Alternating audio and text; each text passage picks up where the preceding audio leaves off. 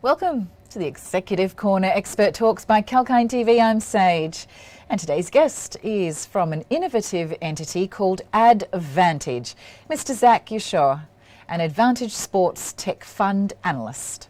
And Advantage is the first truly global tech club. It invests in early stage technology companies aimed at shaping the future of sports. And the investment is made for fan engagement, connected athletics and derivative sports. So stay tuned to find out more. And as you know, we bring you the successful business leaders and industry advocates to help you discover the insights of the stock markets. So in today's show, we're bringing you live Mr. Zach Yoshor. Welcome to the show. Thank you so much for having me. It's a pleasure to meet you, and I'm sure the viewers are keen to hear your insights. So let's get started. It's been an interesting year for tech sports. What do you see as the rising innovation opportunities across the sports segments that will help shape a better future for sports? So at Advantage, we really break it down into three major categories. As you mentioned before, the first of which is anything impacting athletes. So at a high level, we look at tracking technologies, wearable technologies, fitness technologies, really anything impacting how athletes perform and interact with the sports world. Secondarily, we look at anything impacting fans in the sports world, so anything impacting how fans engage with sports. Historically, that's been in innovations in broadcasting and streaming. Now, obviously, with the repeal of PASPA back in 2018 in the United States, betting has been a huge topic of focus throughout the sports technology world as infrastructure rolls out to really support that massively growing industry. And then lastly, we've seen a real change in collectibles. Historically, a cardboard-based industry has now become a digital-based one, kind of tacking on to that massive boom in the NFT marketplace as well. And then lastly, we look at derivative sports, or sports derivatives, as we call them. And primarily in our minds, that ends up being esports and gaming opportunities. But we also look at novel and new sports, and I can go into deeper examples there as well. But I'll keep things pretty high level because I know we have a couple questions to go through as well. Great, thanks so much for breaking that down for us in a nutshell. And so being an investment analyst, how do you think the sports tech market has performed in 2021? And additionally, how do you think the pandemic influenced its finances? Yeah, so those are both great questions, and I think fairly intertwined with one another. So I'll start with sports tech in 2021. Just to highlight these last two quarters, Q2 and Q3. There's never been more investment in the sports space, really in history. In the last couple quarters, we've seen more than $12.5 billion invested in the space, mostly coming from venture capital and private equity. But that's all really going into fuel this expansion and this adoption of technology in the sports world from a league perspective, from an athlete perspective, all the way down to a gaming and both on the betting side and also on the physical on the video gaming side of things.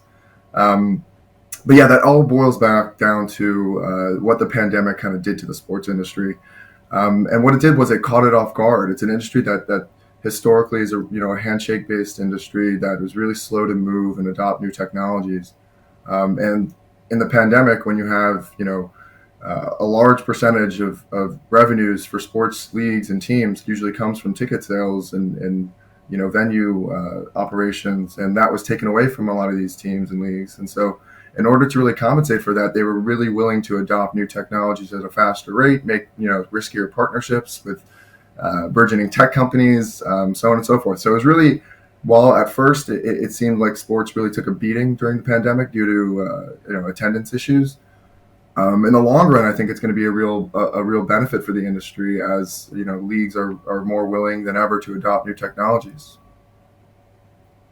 That is such an interesting space to watch, seeing social media get involved, and then this new technology of blockchain and what's emerging as esports and fantasy sports, and these whole new worlds are opening up. So there is a new concept of digital destination emerging in the sports world for fans as well. Could you please enlighten us? What is this all about? So yeah, this is going back to what I was saying before about the pandemic, is that the leagues forever have been needing to engage younger fans. I mean, the average NFL fan is about 50 years old. The average NBA fan is about 40 years old. So there's been this issue within the leagues. They know that they need to engage younger fans, and then the pandemic comes and all their revenues from in-venue events goes away, and now they really need to engage fans in the digital world. So I'll shout out one of our portfolio companies, Green Park Sports, and what they're doing is they're building a theme park, a digital theme park for different leagues. So fans can go into the theme park for whatever league that they like, and then compete against other fans of other teams in that league for who is the best fan. Which team has the best fan in that league. So companies doing engaging fans in digital worlds, younger fans, appealing to the desire to engage socially en masse and really engage in a metaverse feel environment where you have an opportunity to collect where you can collect digital collectibles, NFTs as well, all this kind of stuff to then boost your digital avatar, and then also your sort of your appreciation for your team and your league. The emergence of digital spaces is crucial to teams and leagues moving forward in order to really, first of all, engage with younger fans, but then also, in a post-pandemic world, to be able to, continually generate revenues outside of the venue, so to speak. Great, and I love seeing actually that collectibles are coming back into fad in a way through the digital version of them and NFTs, and the NBA Top Shots is one that's worth the mention because the price just keeps going up with those asset classes. So in the present time, how is technology and data solutions helping sports leagues and teams across the globe, in your opinion? Yeah, so in terms of like athletes have never been able to perform, this at such a high level for this long into their careers. We're seeing athletes, like LeBron James, Tom Brady performing, later into their careers than we've ever thought possible before.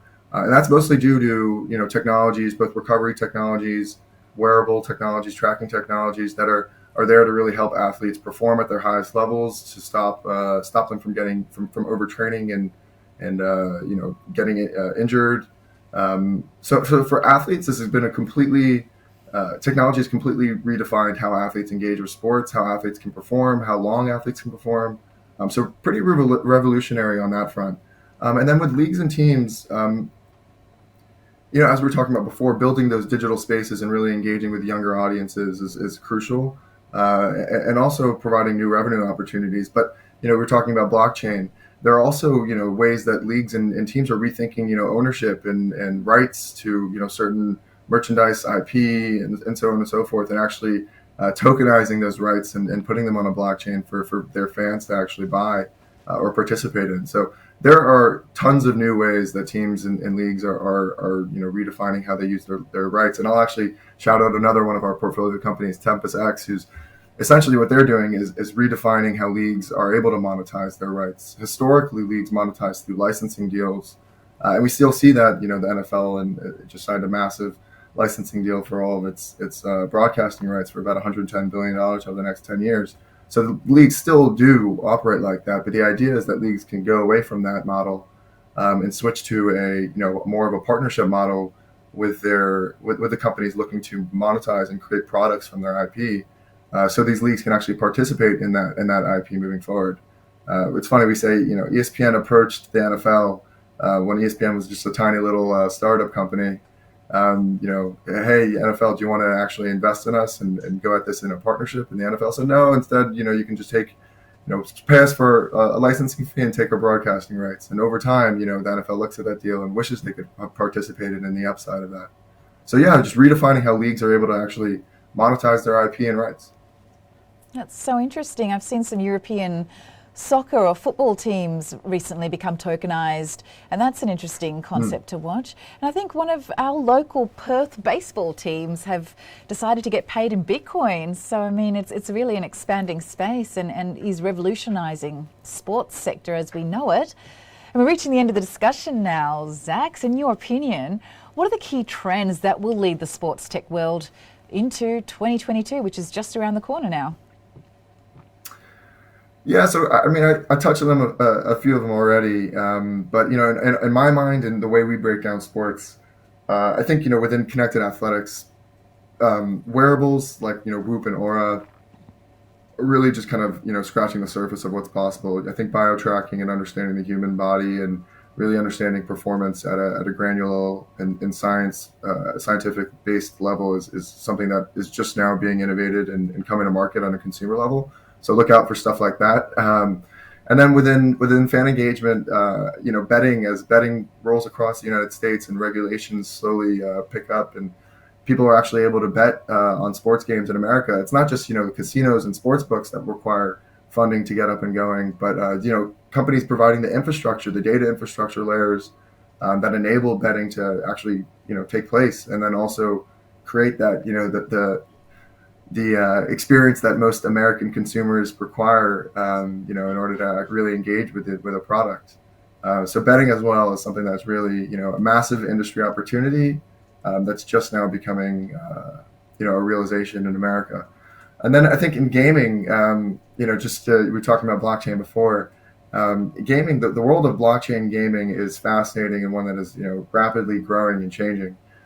So all these concepts of play to earn gaming in blockchain-based games are fascinating and in a rapidly growing space that we find very, very interesting and one we're looking to make a play in the coming months. Yeah, we'll be watching this space. I mean, it's a very lucrative sector and it does attract a lot of viewers, so it's probably going to overflow into mass adoption of crypto, and with the metaverse evolving as well, who knows, the sky's the limit. Yeah. But thank you so much for sharing your insights. Was there any final comments you'd like to share with our viewers here at Kalkine before we close off the discussion? No, thank you so much for having me. It was a real pleasure. Great. Well, great to have you on. And thanks for being available to share your insights on Expert Talks today, Zach. We do appreciate your insights. Thank you so much. And if you've just joined us, we had a very informative interview with Mr. Zach Yoshor from Advantage. And the full interview can be watched on Kalkine Media's YouTube channel. Till the next episode, keep watching Kalkine Media for more live market updates and trending business news. Stay apprised and invest wise with Kalkine.